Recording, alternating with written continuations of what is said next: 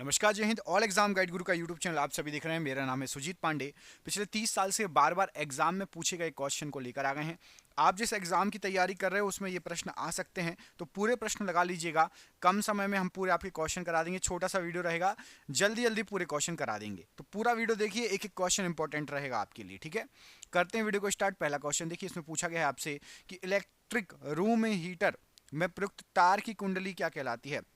तो जो room heater में आपकी तार की कुंडली लगती है उसको एलिमेंट कहा जाता है। क्या कहा जाता है? एलिमेंट। ऑप्शन नंबर यहां पर भी एलिमेंट राइट आंसर है। भौतिकी में नोबेल पुरस्कार से सम्मानित किए गए सबसे पहले भारतीय कौन थे? तो भौतिकी में नोबेल पुरस्कार से सम्मानित किए गए सबसे पहले भारतीय थे Chandrashekhar Venkat Raman. Option number A CV Raman, इन्होंने रवन प्रभाव की खोज की थी। विद्युत चुंबकीय प्रेरण की खोज किसके द्वारा की गई? तो विद्युत चुंबकीय प्रेरण जो है फैराडे और हेनरी, इनके द्वारा विद्युत चुंबकीय प्रेरण की खोज की गई। डैश में ऊष्मा गर्म पदार्थ से ठंडे पदार्थ में स्थानांतरित होने वाली ऊर्जा का एक प्रकार है। तो याद रखना, ऊष्मा गतिकी में जो ऊष्मा होती है ये गर्म पदार्थ से ठंडे पदार्थ में स्थानांतरित होने वाली ऊर्जा का एक प्रकार है, ऊष्मा गतिकी। किसी वस्तु के जड़त्व को उसके डैश द्वारा मापा जाता है। तो वस्तु का जड़त्व उसके द्रव्यमान के द्वारा मापा जाता है। ऑप्शन नंबर डी, द्रव्यमान के द्वारा वस्तु के जड़त्व को मापा जाता है। दाब मापने के लिए एसआई इकाई इनमें से क्या है? तो प्रेशर या दाब मापने के लिए एसआई इकाई है आपकी pascal. Option number B, pascal से दाब या प्रेशर मापा जाता है। राशि के मापन और उसकी इकाई का कौन सा युग्म सुमेलित नहीं है? तो यहां पर तापमान केल्विन में मापते हैं, बिल्कुल सही है। द्रव्यमान किलोग्राम में मापते हैं, ऑप्शन नंबर बी भी सही है। ऑप्शन नंबर सी, वजन को घन मीटर में नहीं मापा जाता, वजन को घन मीटर में नहीं मापा जाता। और दाब को पास्कल में मापा जाता है, ये भी मैं आपको बता चुका हूं। ऑप्शन नंबर डी भी सही है। कमेंट करके बताइए वजन को किस में मापते हैं, वेट, वेट को किस में मापते हैं? कमेंट बॉक्स में कमेंट करके बताना है। निम्नलिखित में से क्या विद्युत का एक अच्छा चालक नहीं है? यहां पर आपको जो ऑप्शन दिए गए मिट्टी, ग्रेफाइट, हीरा और सोने में से हीरा विद्युत का अच्छा चालक नहीं है। ऑप्शन नंबर सी, हीरा विद्युत का अच्छा चालक नहीं है। निम्न में से कौन सा दुर्बल विद्युत अपघट्य है? तो दुर्बल विद्युत अपघट्य यहां पर आपको जो दिए गए हैं calcium chloride, sodium chloride, magnesium sulphate और इथाइक अम्ल। इथाइक अम्ल जो है ये दुर्बल विद्युत अपघट्य है। Option number C. निम्नलिखित में से कौन गुरुत्वीय स्थितिज ऊर्जा का उदाहरण है? तो गुरुत्वीय स्थितिज ऊर्जा बांध जो बनाते हैं डैम, उसके पीछे स्थित जो पानी रुका रहता है वो गुरुत्वीय स्थितिज ऊर्जा का उदाहरण है। ऑप्शन नंबर डी, गुरुत्वीय स्थितिज ऊर्जा। एक निश्चित स्तर से ऊपर किसी विमान की ऊंचाई को मापने के लिए किस वैज्ञानिक उपकरण का यूज किया जाता है? तो विमान की, एरोप्लेन, जहाजों की ऊंचाई मापने के लिए हम यूज करते हैं किसका? राइट आंसर हो जाएगा आपका अल्टीमीटर का। ऑप्शन नंबर ए, हाइट मापने के लिए अल्टीमीटर का यूज करते हैं। अगला क्वेश्चन देखिए, इसमें पूछा गया निम्नलिखित में से किसे गॉस नामक इकाई में मापा जाता है? तो गॉस नामक इकाई में चुंबकीय प्रेरण को मापा जाएगा। ऑप्शन नंबर ए, चुंबकीय प्रेरण को गॉस नामक इकाई में मापा जाएगा। विद्युत द्विध्रुव इलेक्ट्रिक डाइपोल का कुल आवेश कितना होता है? तो यदि डाइपोल है, द्विध्रुव है, तो कुल आवेश जीरो, विद्युत द्विध्रुव का कुल आवेश जीरो होगा। Option number B. निम्न में से किस राशि को विमोटन तुला, टॉर्शन बैलेंस का उपयोग करके मापा जाता है? तो विमोटन तुला, इसके लिए बल, ऑप्शन नंबर बी, बल को मापा जाता है टॉर्शन बैलेंस के थ्रू। ऑप्शन नंबर बी यहां पर बल राइट आंसर है। निम्नलिखित में से किसने पहली बार विद्युत क्षेत्र की अवधारणा प्रस्तुत की थी? तो सबसे पहले विद्युत क्षेत्र की अवधारणा माइकल फैराडे ने प्रस्तुत की थी। Option number C, Michael Faraday right answer है। प्रतिदिन सुबह का कौन सा कार्य क्वांटम यांत्रिकी का सिद्धांत है? क्वांटम जो है मैकेनिज्म है, तो क्वांटम यांत्रिकी का अलार्म घड़ी का बजना प्रतिदिन, ये आपका क्वांटम मैकेनिकी का सिद्धांत है। ऑप्शन नंबर डी यहां पर राइट आंसर है। माध्यम के अणुओं को जब कंपन ऊर्जा के स्तर से उत्तेजित किया जाता है तो इनके द्वारा प्रकाश का प्रकीर्णन निम्न में से किस परिघटना के परिणाम स्वरूप होता है? तो ये मैंने आपको बताया, इनको नोबेल पुरस्कार भी मिला था, ये पहले भारतीय थे, रमन प्रभाव। ऑप्शन नंबर डी, रमन प्रभाव, CV Raman ji. Option number D यहां पर राइट आंसर हो जाएगा। अगला क्वेश्चन देखिए, एसआई उपसर्गों के संदर्भ में 10 के ऊपर -15 की घात को क्या कहा जाता है? तो 10 के ऊपर -15 की घात ये कहलाता है femto. Option number D, femto जो है 10 के ऊपर -15 की घात है। दोस्तों कमेंट करके बताओ 10 के ऊपर -12 की घात क्या कहलाएगा। 10 के ऊपर -12 की घात को क्या कहेंगे? यदि आप में से किसी को पता है तो कमेंट बॉक्स में कमेंट करो। अगला क्वेश्चन देखिए, कूलाम्ब प्रति सेकंड ये किसके बराबर होता है? तो कूलाम्ब प्रति सेकंड ये आपका एम्पियर के बराबर होता है। ऑप्शन नंबर बी, एम्पियर के बराबर होता है कूलाम्ब प्रति सेकंड। दोस्तों आप क्वेश्चन देख ही रहे हैं, कितने शानदार क्वेश्चन है। हमने आपके लिए यही जो क्वेश्चन है, आपके एग्जाम जिस एग्जाम की आप तैयारी कर रहे हो ना, उसमें आ सकते हैं जीके के क्वेश्चन, और हमने 10,000 क्वेश्चन तैयार कर लिए हैं। भारत के सभी एग्जाम में 30 साल से बार बार पूछेगा ये क्वेश्चन है। इसकी हमने बना ली है पीडीएफ। अब पीडीएफ क्या है, आप मोबाइल पर पढ़ सकते हैं, किताब जैसे पूरी पीडीएफ तैयार कर ली गई है। व्हाट्सएप पर आप सभी को पीडीएफ मिल जाएगी। 10,000 जीके एमसीक्यू है।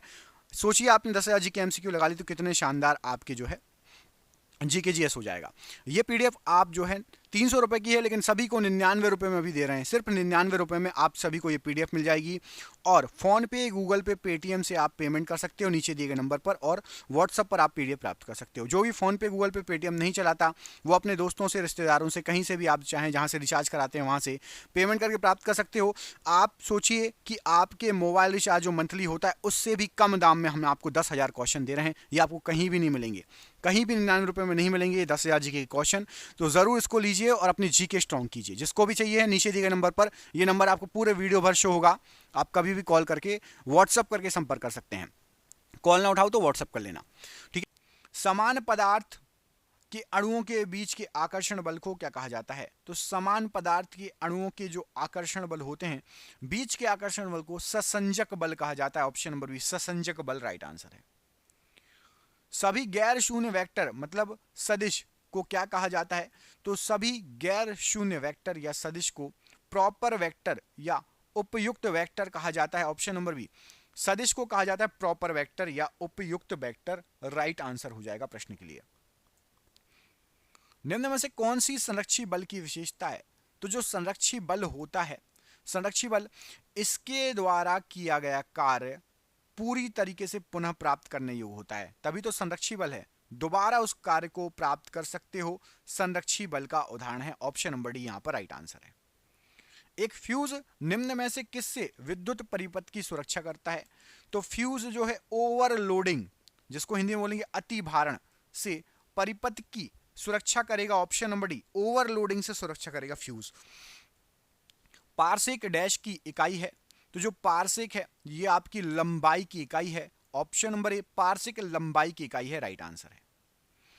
डैश एक बाह्य अभिकरण एजेंसी है जिसे किसी निकाय पर प्रयुक्त करने के लिए निकाय की स्थिर अवस्था या समान चाल में परिवर्तन होता है।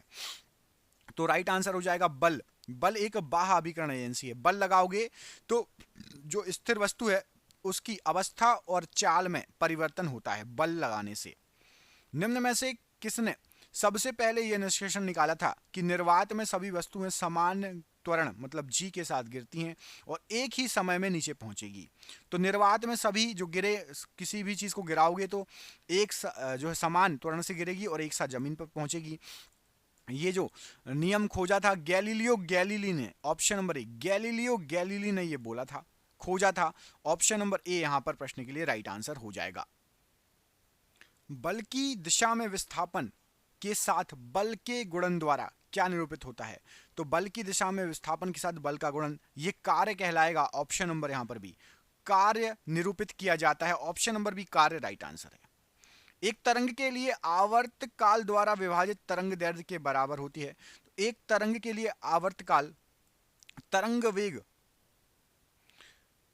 द्वारा विभाजित तरंग दैर्ध्य के बराबर होती है। ऑप्शन नंबर सी, तरंग वेग प्रश्न के लिए राइट आंसर है। निम्न में से किसकी विमा रैखिक संवेग की विमा के समान होती है? तो रैखिक संवेग और आवेग दोनों की विमाएं समान होगी। विमीय सूत्र, विमाएं समान होगी किस किस की? संवेग की और आवेग की। निम्न में से कौन सी ऐसी प्रक्रिया है जिसमें गर्म कम सघन पदार्थ ऊपर की ओर उठता है और ठंडा उन्हें ठंडे अधिक सघन पदार्थों द्वारा प्रतिस्थापित कर दिया जाता है? ये क्वेश्चन वेरी इंपॉर्टेंट लगा लो। ये होता है कन्वेंशन या संवहन में, गर्म और कम सघन पदार्थ ऊपर उठेगा और ठंडा अधिक सघन पदार्थ को विस्थापित कर देगा, जगह ले लेगा उसकी। इलेक्ट्रॉन वोल्ट डैश की एक इकाई है, तो इलेक्ट्रॉन वोल्ट ऊर्जा की इकाई है, ऑप्शन नंबर यहां पर डी। ऊर्जा की इकाई है electron volt, option number D right answer है। निम्न में से कौन सा उपकरण रासायनिक ऊर्जा को विद्युत ऊर्जा में परिवर्तित करता है? तो रासायनिक ऊर्जा को विद्युत ऊर्जा में बैटरी बदलता है, ऑप्शन नंबर यहां पर D, option number B battery right answer हो जाएगा। शोर के किस स्तर से ऊपर का शोर कान में दर्द और क्षति का कारण बनेगा? तो यदि आप 130 डेसिबल से ज्यादा की आवाज पास से सुनेंगे, देर तक सुनेंगे, तो कान में क्षति और दर्द होने लगेगा 130 डेसिबल से ऊपर। यदि एक श्रृंग और एक क्रमागत गर्त की दूरी L है, तरंग दैर्ध्य की बात हो रही है, ऐसे गोल गोल घूमती है ना सांप जैसे, तो तरंग दैर्ध्य की बात हो रही है, तो एक श्रृंग और एक गर्त के मध्य की दूरी L है, तो तरंग दैर्ध्य कितनी हो जाएगी? तो दोनों का योग हो जाएगा 2L, ऑप्शन नंबर यहां पर भी 2L राइट आंसर हो जाएगा प्रश्न के लिए। वह तापमान क्या कहलाता है जब एक ठोस वस्तु वायुमंडलीय दबाव पर पिघलकर द्रव में बदल जाती है? तो कोई भी ठोस जैसे बर्फ ही ले लो, पिघलकर यदि द्रव में बदल रही है तो उसको उसका गलनांक कहेंगे, तापमान को क्या कहेंगे? गलनांक कहेंगे, ऑप्शन नंबर ए गलनांक राइट आंसर है। घर्षण द्वारा किए गए कार्य का क्षय नहीं होता, बल्कि वह डैश ऊर्जा के रूप में परिवर्तित हो जाता है। तो कोई भी चीज घिसती है तो उसकी ऊर्जा का क्षय नहीं होता, बल्कि घिसोगे ज्यादा तो तापीय ऊर्जा में बदल जाएगा, गर्म हो जाती है। किसी भी चीज को घिसना तो वो ऊर्जा तापीय ऊर्जा में परिवर्तित हो जाएगी, ऑप्शन नंबर ए। अगर किसी प्रणाली पर कार्य करने वाले टॉर्क के सदिश योग शून्य है तो वस्तु किसमें है? तो यदि कार्य करने वाले जो है टॉर्क के सदिश योग शून्य है तो घूर्णीय गति कर रही है, मतलब वस्तु घूर्णीय संतुलन है, ऑप्शन नंबर डी घूर्णीय संतुलन है, वस्तु घूर्णीय संतुलन में रहेगी। अपकेंद्रित त्वरण और स्पर्श रेखा त्वरण के बीच कौन सा कोण होता है? तो अपकेंद्रीय त्वरण और स्पर्श रेखा त्वरण, इन दोनों के बीच 90 डिग्री का कोण होता है, ऑप्शन नंबर ए 90 डिग्री का कोण होगा दोनों त्वरण के बीच में, अपकेंद्रीय और स्पर्श रेखा। दो पिंडों के बीच गुरुत्वाकर्षण बल उन दो पिंडों के बीच की दूरी के कैसा होता है? तो गुरुत्वाकर्षण बल यदि दो पिंडों पर लग रहा है तो वो उनके बीच की दूरी के वर्ग के व्युत्क्रमानुपाती होगा, बीच की दूरी के वर्ग के व्युत्क्रमानुपाती होगा। किसी वस्तु द्वारा तय की गई कुल दूरी तथा इस दूरी को तय करने में लगने वाला कुल समय के अनुपात को क्या कहा जाएगा? तो वस्तु जो पूरी दूरी तय करती है और उसमें जो लगने वाला समय होता है उसके अनुपात को चाल कहते हैं। चाल बराबर दूरी बटे समय, ऑप्शन नंबर यहां पर औसत चाल, option number C right answer है। गैस फ्लेम या ज्वाला में सबसे गर्म भाग क्या होता है? तो कहीं भी आग जल रही हो, गैस फ्लेम जल रही हो, उसमें सबसे गर्म भाग जो रहेगा वो रहेगा आपका नॉन ल्यूमिनस जोन। कौन सा? Option number B non luminous zone, option number B यहां पर राइट आंसर है। वृत्ताकार पथ के चारों ओर पिंड की गति किसका उदाहरण है? तो एक गोल परिपथ बना है, उसके चारों ओर कोई घूम रहा है, तो समान चाल और परिवर्ती वेग का उदाहरण होगा। वेग परिवर्तित होता जाएगा, समान चाल एवं परिवर्ती वेग, ऑप्शन नंबर यहां पर सी राइट आंसर है। बिजली गड़गड़ाहट की आवाज उसकी चमक से काफी बाद सुनाई देती है, ऐसा क्यों? आवाज बाद में चमकती सुनाई देती है और बिजली दिख जाती चमकती हुई पहले। इसका कारण जो है क्योंकि ध्वनि जो है, आवाज जो है प्रकाश से काफी धीमी रहती है, आवाज धीमी रहती है गति आवाज की, और प्रकाश की गति तेज रहती है तो दिखने पहले लगता है और आवाज बाद में आएगी। आवृत्ति का एसआई मात्रक क्या होता है?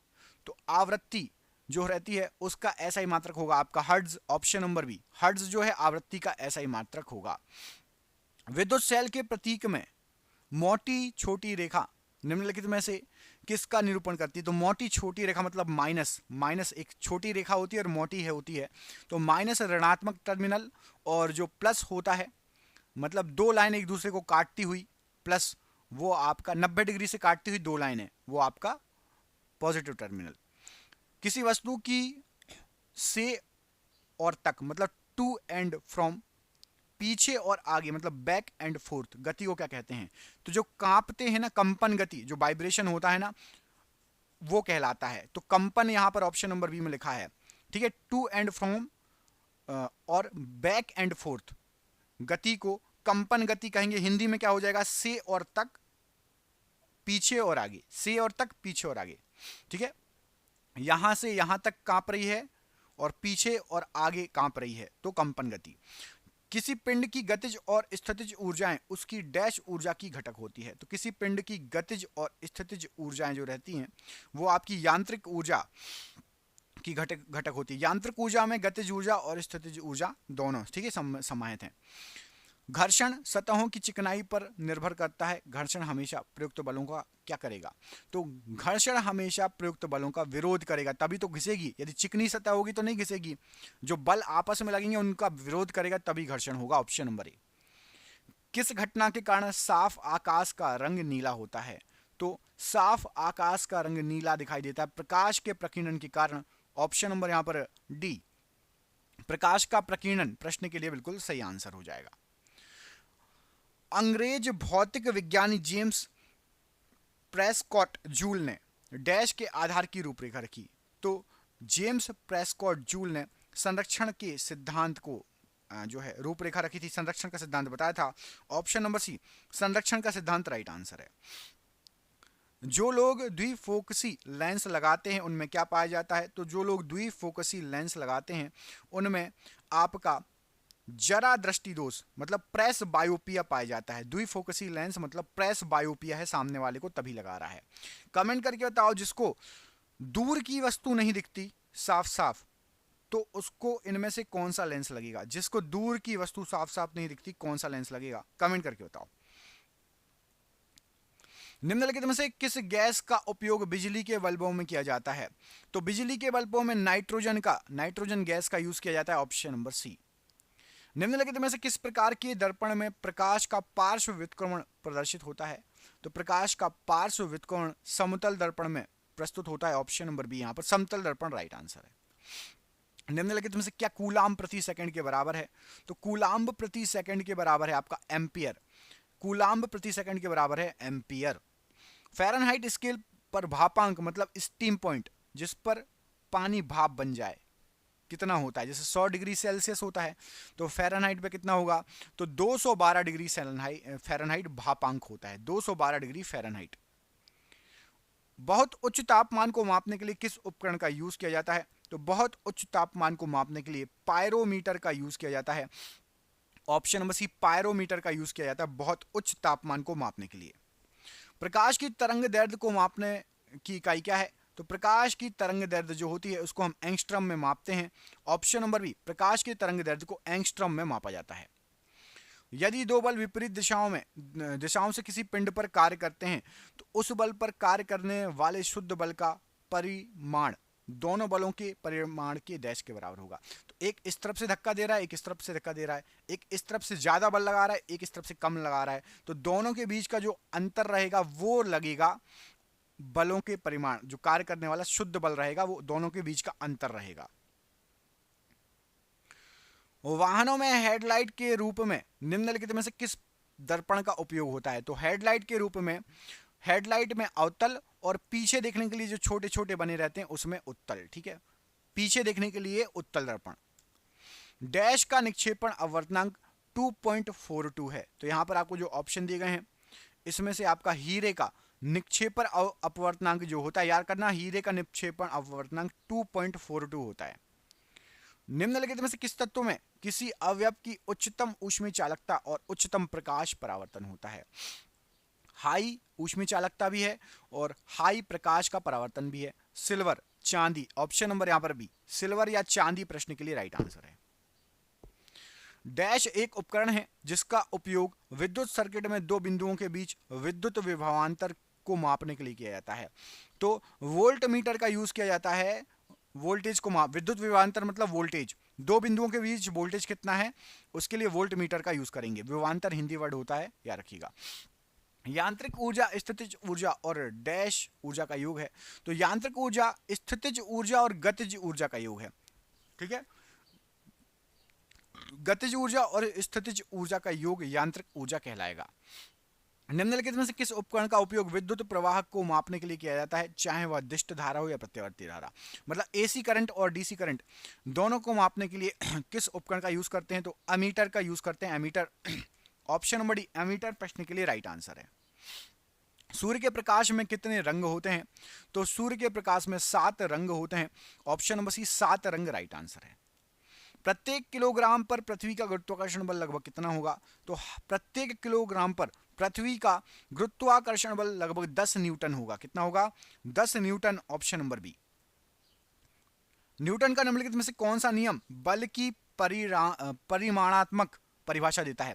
तो बल की परिमाणात्मक परिभाषा न्यूटन की गति का दूसरा नियम देता है। ऑप्शन नंबर बी, न्यूटन की गति का दूसरा नियम प्रश्न के लिए राइट आंसर है।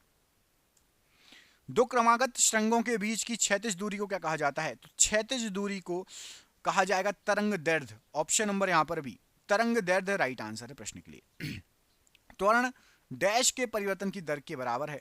तो त्वरण जो है वेग के परिवर्तन की दर के बराबर है। Option number C. कार्य करने की दर क्या कहलाती है? तो कार्य करने की दर को शक्ति कहा जाता है। ऑप्शन नंबर बी, शक्ति राइट आंसर है। त्वरण के एसआई मात्रक में सेकंड का घातांक क्या होता है? तो त्वरण का जो एसआई मात्रक आप देखोगे तो उसमें सेकंड पर -2 की घात होती है। अच्छा, त्वरण का एसआई मात्रक कोई बता पाएगा क्या होता है? त्वरण का एसआई मात्रक कमेंट बॉक्स में कमेंट करके बताओ। सेकंड पे तो बता दिए, सेकंड पे -2 की घात होती है। इसके पहले क्या होता है? निम्नलिखित में से कौन सी भौतिक राशि व्यंजक चाप बटे त्रिज्या के लिए है? तो चाप बटे त्रिज्या के लिए तल कोण, ऑप्शन नंबर यहां पर ए, तल कोण राइट आंसर हो जाएगा। सोना और तांबा डैश और बैगनी प्रकाश को अवशोषित करते हैं और पीले रंग को छोड़ते हैं। तो सोना और तांबा नीले कलर को और बैगनी कलर को इनको अवशोषित करते हैं और पीले कलर को जो है छोड़ते हैं। ऑप्शन नंबर सी, नीले और बैगनी कलर को अवशोषित करते हैं और पीले कलर को छोड़ते हैं। तो जो कलर छोड़ेंगे वैसा हमें दिखाई देगा। सोना और तांबा पीले कलर का दिखाई देता है। निम्नलिखित में से कौन सा तत्व प्रकाश उत्सर्जक डायोड संरचना के निर्माण के लिए उपयुक्त नहीं है? तो प्रकाश उत्सर्जक डायोड संरचना के निर्माण के लिए जर्मेनियम उपयुक्त नहीं है। Option number B, germanium right answer है। निम्नलिखित में से किस भौतिक राशि की एसआई इकाई वही है जो कार्य की है? तो कार्य की एसआई इकाई है आपकी, यहां पर राइट आंसर हो जाएगा ऊर्जा, और कार्य की एसआई इकाई एक ही है, ऊर्जा और कार्य। ऑप्शन नंबर यहां पर डी प्रश्न के लिए राइट आंसर है। निम्नलिखित में से कौन सा एक कठोर संसद और काला पदार्थ है और यह कार्बन का लगभग शुद्ध रूप है? तो यहां पर राइट आंसर हो जाएगा आपका कोक। कोक जो है ये कार्बन का शुद्ध रूप होता है। ये एग्जाम में क्वेश्चन अभी आया था फिलहाल एसएससी जीडी में भी, ठीक है, कोक। श्वेत प्रकाश का अपने घटक रंगों में विभाजित होने की घटना को क्या कहा जाता है? तो श्वेत प्रकाश अपने घटक रंगों में अलग अलग विभाजित हो जाता है ना, 7 रंगों में, उसको वर्ण विक्षेपण कहा जाता है। ऑप्शन नंबर ए, वर्ण विक्षेपण कहा जाता है, राइट आंसर है। निम्नलिखित में से कौन सा संपर्क बल का एक उदाहरण है? तो संपर्क बल का यहां पर आपको जो ऑप्शन दिए गए हैं, पेशीय बल, ये संपर्क बल का एक उदाहरण है। ऑप्शन नंबर बी, पेशीय बल संपर्क बल का उदाहरण है। चाल क्या है? तो आपने पढ़ा होगा चाल बराबर क्या होता है? दूरी बटे समय। तो इकाई, यह इकाई समय में किसी वस्तु द्वारा तय की गई दूरी, ठीक है, इकाई समय में किसी वस्तु के द्वारा तय की गई दूरी चाल कहलाती है। दो बिंदु आवेशों के बीच आकर्षण या प्रतिकर्षण बल पर निम्नलिखित में से कौन सा नियम लागू होता है? तो आकर्षण बल, प्रतिकर्षण बल, कौन सा नियम है? कूलाम्ब का नियम, बचपन से पढ़ते आ रहे हैं, कई बार एग्जाम में क्वेश्चन रिपीट हुआ है, स्टार लगा लो। कूलाम्ब का नियम है आकर्षण या प्रतिकर्षण बल के नियम का संबंध कूलाम्ब से है। निम्नलिखित में से कौन सा एक कथन गलत है? तो पहला कथन पढ़िए। पहला कथन लिखा है विद्युत आवेश एक सदिश राशि है, यही कथन गलत है। विद्युत आवेश एक सदिश राशि नहीं है, विद्युत आवेश अदिश राशि है, याद रखना, ठीक है। ऑप्शन नंबर यहां पर गलत कथन दिया गया है। कार्य की इकाई क्या है? तो कार्य की इकाई होती है आपकी जूल। ऑप्शन नंबर डी, कार्य की इकाई क्या होती है? जूल, याद रखिएगा। किसी वस्तु को ऊपर और नीचे उठाना, सेना की परेड, किसी भारी वस्तु का स्वतंत्र रूप से गिरना, ये सब किसके उदाहरण हैं? तो किसी वस्तु को ऊपर नीचे उठाना और सेना जो परेड करती है, एक साथ कदम ताल करती है, एक साथ पांव रखती है, और किसी भारी वस्तु को स्वतंत्र रूप से गिराना, ये सभी ऋजु रेखीय गति के उदाहरण हैं। ऑप्शन नंबर बी, ऋजु रेखीय गति के उदाहरण हैं। Option number B right answer है।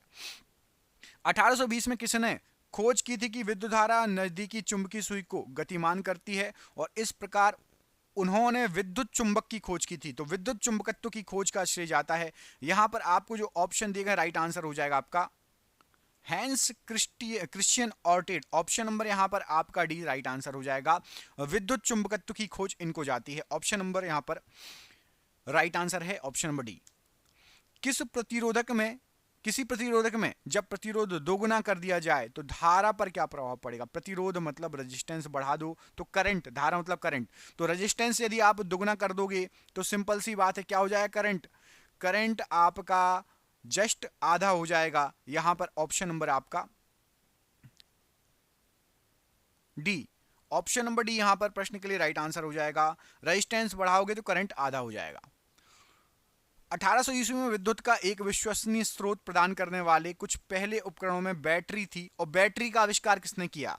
तो बैटरी के आविष्कार का श्रेय जाता है आपका एलेसैंड्रो वोल्टा को। ऑप्शन नंबर सी, एलेसैंड्रो वोल्टा को बैटरी का आविष्कार जाता है, बैटरी की खोज का आविष्कार जाता है। दिया गया समीकरण किस संबंध का वर्णन करता है? एस बराबर यूटी प्लस हाफ एटी का स्क्वायर। बिल्कुल इजी क्वेश्चन, एग्जाम में कई बार पूछा गया क्वेश्चन। तो एस बराबर UT plus half eighty, 1/2 eighty का स्क्वायर, ये स्थिति और समय के संबंध को दर्शाता है। ऑप्शन नंबर ए स्थिति और समय के संबंध को दर्शाता है। बाथरूम के शीशे तथा झील पर होने वाला परावर्तन प्रतिबिंब और चश्मे पर पड़ने वाली चमक किस प्रकार के परावर्तन का उदाहरण है? तो ये सभी आपके परावर्तक परावर्तन, जिसको इंग्लिश में बोलते हैं स्पेक्युलर परावर्तन। ऑप्शन नंबर ए स्पेक्युलर परावर्तन का उदाहरण है बाथरूम के शीशे का चमकना, झील में होने वाला परिवर्तन और चश्मे पर पड़ने वाली चमक। दो बिंदुओं के बीच विभवांतर ज्ञात करने के लिए सही सूत्र क्या है? तो विभवांतर या वोल्टेज ज्ञात करने के लिए दो बिंदुओं के बीच V equal to W upon Q, option number A V equal to W upon Q, ये विभवांतर का सूत्र होता है, या रखना राइट आंसर हो जाएगा। धातु के तार में बहने वाली धारा और उसके टर्मिनलों के बीच विभवांतर के बीच का संबंध का पता किसने लगाया था? तो सबसे पहले जो करंट धारा बहती है ना, उसका पता लगाया था जॉर्ज साइमन ओम ने। ऑप्शन नंबर यहां पर भी, ओम का नियम क्या होता है? V equals to IR, voltage बराबर करंट बटे रेजिस्टेंस, ठीक है, ओम का नियम। 1928 में किसने खोज की थी कि जब रंगीन प्रकाश की किरण किसी द्रव में प्रवेश करती है तो उस द्रव द्वारा प्रकीर्णित प्रकाश का एक हिस्सा अलग हो जाता है। तो ये जो खोज की थी, इनके लिए नोबेल पुरस्कार भी मिला था, और ये हमारे देश के हैं। राइट आंसर क्या है? CV रमन जी ने खोज की थी रमन प्रभाव। सुना है आपने रमन प्रभाव? कि जब रंगीन प्रकाश की किरण किसी पानी पर, द्रव पर पड़ेगी, कोई भी द्रव हो, तो उस द्रव द्वारा प्रकीर्णित प्रकाश का एक हिस्सा अलग रंग का हो जाता है। ऑप्शन नंबर यहां पर सी राइट आंसर हो जाएगा प्रश्न के लिए। 1928 में खोज की गई थी। एम्पियर के संबंध में सही कथन पहचानिए। तो एम्पियर के बारे में सही कथन क्या है यहां पर, जो आपको ऑप्शन दिए गए उसमें से? तो यहां पर राइट आंसर है आपका, एक कूलाम्ब आवेश जो बनता है ये प्रति सेकंड के प्रवाह से 1 एम्पियर बनेगा। एक कूलाम्ब आवेश प्रति सेकंड जो बहता है वो 1 एम्पियर कहलाएगा, याद रखना, ठीक है। 1 सेकंड में 1 कूलाम्ब आवेश जो बहता है, प्रवाह होता है, उसको 1 एम्पियर कहा जाता है। प्रकाशिकी में किसी पदार्थ का अपवर्तनांक सूत्र n बराबर C अपॉन V है। यहां पर C क्या दर्शाएगा? n बराबर C अपॉन E है। यदि C अपॉन V है तो जो C है वो निर्वात में प्रकाश की गति है। ऑप्शन नंबर डी, निर्वात में प्रकाश की गति राइट आंसर है। रिमोट कंट्रोल छोटे खिलौने, वायरलेस रसोई के उपकरणों जैसे घरेलू गैजेट में इस्तेमाल होने वाली AA बैटरी का प्रारंभिक वोल्टेज कितना होता है? तो रिमोट कंट्रोल में जो बैटरी होती है छोटे खिलौनों में, उसकी जो वोल्टेज होता है 1.5 वोल्ट होता है। ऑप्शन नंबर ए 1.5 वोल्ट राइट आंसर है। 1926 में पदार्थ की असतत संरचना पर उनके काम के लिए भौतिक के नोबेल पुरस्कार से किसे सम्मानित किया गया था? तो 1926 की बात हो रही है। जीन बैप्टिस्ट पेरिन, इनको पदार्थ की असतत संरचना और उनके काम के लिए भौतिक में नोबेल मिला था। Option number B. 1820 में खोजी गई कौन सी आधार इकाई प्रति सेकंड 1 कूलाम विद्युत धारा को दर्शाती है? तो प्रति सेकंड 1 कूलाम विद्युत धारा को एम्पियर दर्शाएगा। Option number D. इनमें से किस स्थिति में बल्ब में धारा प्रवाहित होना बंद हो जाएगी? तो याद रखना, परिपथ यदि टूट गया तो बल्ब में धारा प्रवाहित होना बंद हो जाएगी। जिन बिंदुओं के बीच विभवांतर को मापा जाना होता है, वोल्ट मीटर उन बिंदुओं से कैसे जुड़ा होता है? तो वोल्ट मीटर यदि आपको वोल्टेज नापना है तो राइट आंसर हो जाएगा, जो वोल्ट मीटर होता है आपका, वो आपका समानांतर क्रम में जुड़ा होगा, पैरेलल जुड़ा होगा, तब आप वोल्टेज माप पाओगे। ऑप्शन नंबर बी, पैरेलल जुड़ा होना चाहिए वोल्ट मीटर। में से कौन सा मात्रक वही मात्रा मापता है जो एसआई इकाई पास्कल द्वारा मापी जाती है। तो याद रखना, पास्कल से क्या मापते हैं? प्रेशर। और एक और इकाई है टॉर। तो टॉर और पास्कल ये दोनों प्रेशर की इकाई है, मतलब दाब की इकाई है दोनों। महो एक पदार्थ की डैश की इकाई है। तो महो एक पदार्थ की, राइट आंसर हो जाएगा, ये इकाई है आपकी चालकत्व की। ऑप्शन नंबर ए चालकत्व की इकाई है महो। ऑप्शन नंबर ए यहां पर राइट आंसर है प्रश्न के लिए। ऊष्मीय ऊर्जा की एक कैलोरी यांत्रिक ऊर्जा की लगभग कितने जूल के बराबर होती है? तो ऊष्मीय ऊर्जा और यांत्रिक ऊर्जा की जो एक कैलोरी होती है लगभग 4.2 जूल्स के बराबर होती है। ऑप्शन नंबर ए 4.2 जूल के बराबर राइट आंसर हो जाएगा। दोस्तों आप क्वेश्चन देख ही रहे हैं, कितने शानदार क्वेश्चन है। हमने आपके लिए यही जो क्वेश्चन है, आपके एग्जाम जिस एग्जाम की आप तैयारी कर रहे हो ना, उसमें आ सकते हैं जीके के क्वेश्चन, और हमने 10,000 क्वेश्चन तैयार कर लिए हैं। भारत के सभी एग्जाम में 30 साल से बार बार पूछेगा ये क्वेश्चन है। इसकी हमने बना ली है पीडीएफ। अब पीडीएफ क्या है, आप मोबाइल पर पढ़ सकते हैं, किताब जैसे पूरी पीडीएफ तैयार कर ली गई है। व्हाट्सएप पर आप सभी को पीडीएफ मिल जाएगी। 10,000 जी के एमसीक्यू हैं। सोचिए आपने 10,000 जी के एमसीक्यू लगा ली तो कितने शानदार आपके जो है जीके जीएस हो जाएगा। ये पीडीएफ आप जो है 300 रुपए की है, लेकिन सभी को 99 रुपए में अभी दे रहे हैं। सिर्फ 99 रुपए में आप सभी को ये पीडीएफ मिल जाएगी। और फोन पे, गूगल पे, पेटीएम से आप पेमेंट कर सकते हो नीचे दिए गए नंबर पर, और व्हाट्सएप पर आप पीडीएफ प्राप्त कर सकते हो। जो भी फोन पे, गूगल पे, पेटीएम नहीं चलाता, वो अपने दोस्तों से, रिश्तेदारों से, कहीं से भी आप चाहें जहां से रिचार्ज कराते हैं वहां से पेमेंट करके प्राप्त कर सकते हो। आप सोचिए कि आपके मोबाइल रिचार्ज जो मंथली होता है उससे भी कम दाम में हम आपको 10,000 क्वेश्चन दे रहे हैं। ये आपको कहीं भी नहीं मिलेंगे, कहीं भी 99 रुपए में नहीं मिलेंगे ये 10,000 जी के क्वेश्चन। तो जरूर इसको लीजिए और अपनी जीके स्ट्रॉन्ग कीजिए। जिसको भी चाहिए नीचे दिए गए नंबर पर, ये नंबर आपको पूरे वीडियो भर शो होगा। आप कभी भी कॉल करके, व्हाट्सएप करके संपर्क कर सकते हैं। कॉल ना उठाओ तो व्हाट्सएप कर लेना, ठीक है।